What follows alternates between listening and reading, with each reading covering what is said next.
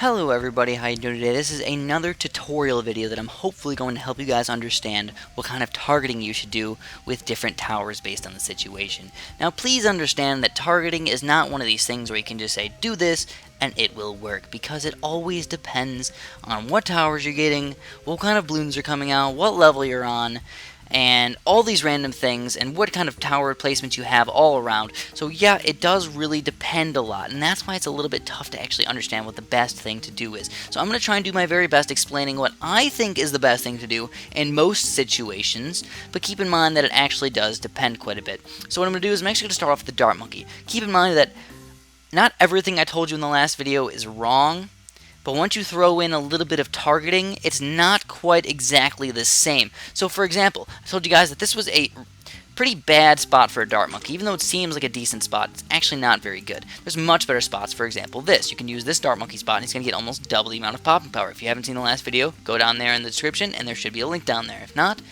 I'm stupid. So anyways, we're actually going to get rid of this Dart Monkey, and I'm going to tell you guys that there's actually a better spot for a Dart Monkey if you plan on getting upgrades for him.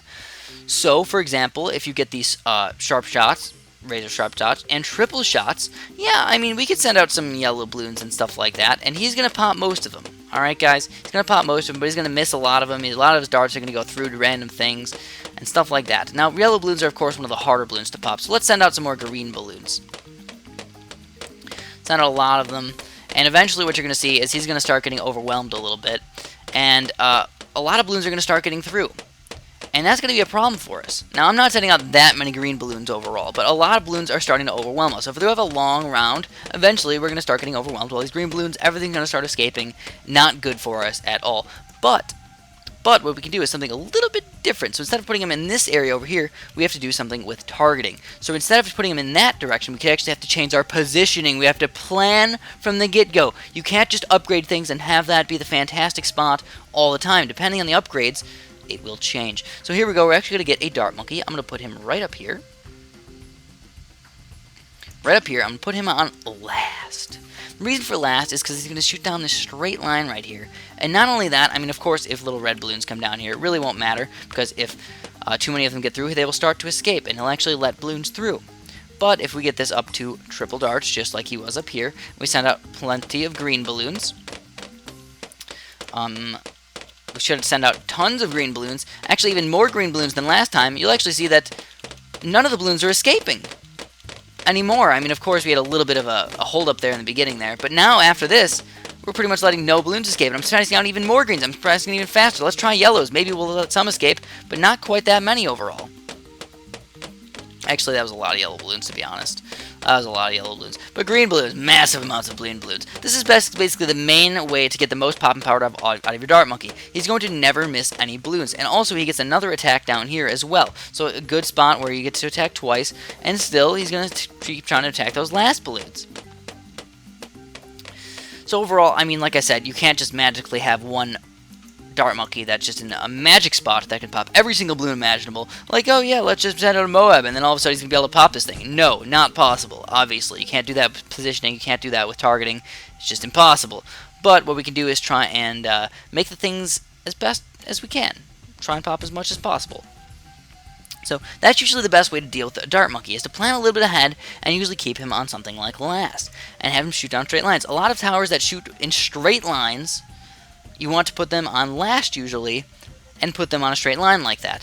If you keep them on first, they're usually going to go around a curve or something, and you're going to miss a lot. So if you keep them on last, he's always going to shoot down the straight line right there. If you keep him on last and you put him over here, he's always going to shoot down the straight line over here, because the balloons are going to come around and always come up through here.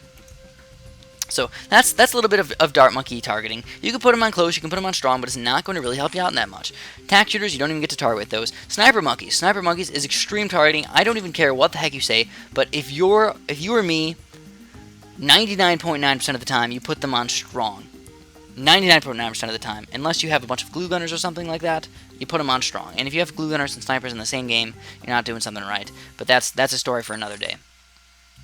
Boomerang throwers. It depends, but most of the time you want to put them in some sort of area where you can put them on last. If you can put them on last, you'll get a lot of balloons that'll hook around through here. And even if you let some balloons get through, he's just going to keep attacking this, and every single shot will do the max amount of poppings, because he's going to keep attacking the balloons that are in the back here. So he's not the best accurate popping power, but he's at least getting as many pops as he possibly can out of his throws. And that's the key. Get as many pops as you possibly can out of your boomerangs, out of all your towers. So there we go with that. We put him on last. What else do we got? How about cannons? Cannons are a little bit different. If you were me, 99% of the time, you also put your cannons on close. So this is just kind of a memorization feature. You're always going to put your cannons close, and you're also going to not put them in a random spot where you're going to get have them miss a lot. Cannons are very inaccurate. They're very slow shooting. So what you want to do is put them somewhere near where the balloons are going to be. Put him on close, and then send out your balloons. Send out your balloons, and he's going to miss very, very often. He's not going to miss very often at all. And that's what you want to do. You want to make sure every single time you're not going to miss. Now, for example, if you have a cannon over here, I mean, yeah, it looks like he's in a pretty decent spot. But if you have some green balloons coming in, eventually I think he's going to start missing. Yeah, I mean, every once in a while he's going to start missing, and it's going to suck, especially if you have any sort of, like, yellow balloons come out. Oh my goodness, no, yellow balloons. Every little miss counts, and even if, you know, it's only 1 out of 6 shots, hey, you're destroying our popping power, and that's what we don't want. We don't want that to happen. I'm pretty darn sure, if we have one up here, he's barely ever going to miss those yellow balloons. And that's the key here, guys. Barely ever missing. Barely ever missing. How many times did he miss over there? 0 times. Increases our popping power. So that's why I keep the cannon on close.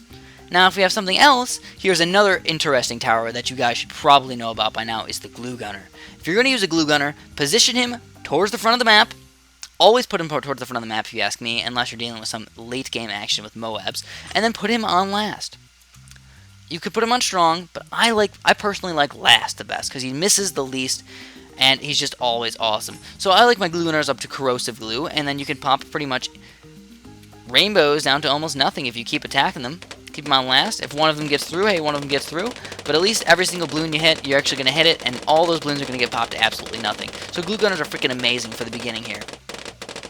Look at that amazing action right there. Glue gunners, amazing. That's all you're going to do with glue gunners. Put them on last. All the rest of these guys, it actually depends quite a bit. Super monkeys, they're difficult. I can't just tell you put them on first, put them on strong, put them on close, whatever you want. You're going to have to figure it out with your gameplay. Depending on how you play, it's going to change. It's going to change the entire time. Dartling guns, you of course aim yourself. Mortars, positioning, and then aiming. I guess we can go over aiming really fast because there's no targeting. When you aim with a mortar, you don't want to aim on top of the map. You want to aim in some sort of crevice, kind of like a tack shooter. Wherever a perfect spot for a tack shooter is where you're going to aim your mortar. So that's perfect spot for a tack shooter. Aim your mortar right there. Bam. And then we're going to pop a lot of balloons with that. Now, of course, you're going to get upgrades for mortars, because the mortars at 0-0 just plain suck. But, of course, you guys probably don't know that just yet if you're watching this tutorial. Or maybe you do and you just want to have some fun with watching me play. So here we go. And then what's the last thing to get? Well, we already went over spike factories. You can't even aim those. What else can we go over? How about Monkey Apprentice? So this is the one guy that I really have no advice for you. First, close, strong, last, everything is just fine with the Monkey Wizard. I really have not found any difference between first, close, strong, and last. Especially once you get up to lightning. If you get up to whirlwinds and stuff, which I never, ever use, it could be a little bit different. But most of the time, I just leave him on first. Just leave him on first. He's going to probably get the most pop power out of that. And also, it's because of the lightning. The lightning, positioning, and aiming, keep him on first. You get these two up. He's going to miss a little bit, but the lightning is the key thing here. And that's what we're trying to rely on here, spending a lot of strong level balloons. And as you can tell, the lightning is impossible to miss, so it doesn't matter. As long as this lightning hits anything, it's doing pops. So obviously Lightning Wizard's pretty darn good here. You can tell he's doing fantastic, right guys? And that's pretty much it. So if you guys have any questions about my positioning, throw them down there. If you guys want to make another tutorial about it, throw me some input down in the bottom there about what I messed up or what you want to hear about or whatever. Okay, you know what? We can go over one other thing really quick since this is just involved in it. Sideways 8, infinity sign, figure 8, or the circle. What's the best? It's up to you. Depends on the level, but I almost always stick with the circle. And just because, the only reason I go with the circle is because this is, oh man, did you see that quick loop-de-loop he did? That was crazy. The only reason I stick with this, with the circle instead of the figure 8, is just because it's more erratic with how many pops you're going to get. Because if the balloons are down here, you're going to get more pops down there. If the balloon's up here, you're going to get more pops up there. And if timing is bad, it gets messed up. Whereas the circle goes around faster, so he's going to go around a little bit faster than the figure 8. So it's less erratic with how many balloons you're actually going to pop out of this guy. Also, once you get up to this upgrade over here, it's actually better to keep him as close to the middle of the map as possible. So, very, very helpful. I mean, look at this. Let's see how many ceramics we can actually beat. I don't even know if we can beat ceramics with this guy, but just maybe. In fact, get a lot of pops out of these guys. Not infinite, but I mean, look at how many pops we got out of ceramics from this guy. Especially like massive amounts of rainbows. I don't think we could pop all of them, but we could do massive amounts of pop power to massive amounts of rainbows. Look at all those rainbows that we're getting down to pretty much nothing. Just another interesting aspect to the game. Whereas the figure 8, I don't know. Let's check it out. I just want to see what's going to happen. Go with oops, that was the wrong button. So here we're going to set out a bunch of rainbows again, and the figure 8. Look at that. When we're down here, we do more pops up there, but when we're up there, and then these balloons are leaking. So more balloons are actually leaking with the figure 8, it seems like. But pretty darn close overall, so up to you guys about the figure 8 and stuff like that. It probably depends more on the map than anything else. And then I can't really tell you very much about the ninjas. I can't really tell you very much about ice towers. I can't really tell you much about buccaneers, especially because I can't output them on this level. So you guys are pretty much up for grabs on what you want to do. Thank you for watching, and have a great day.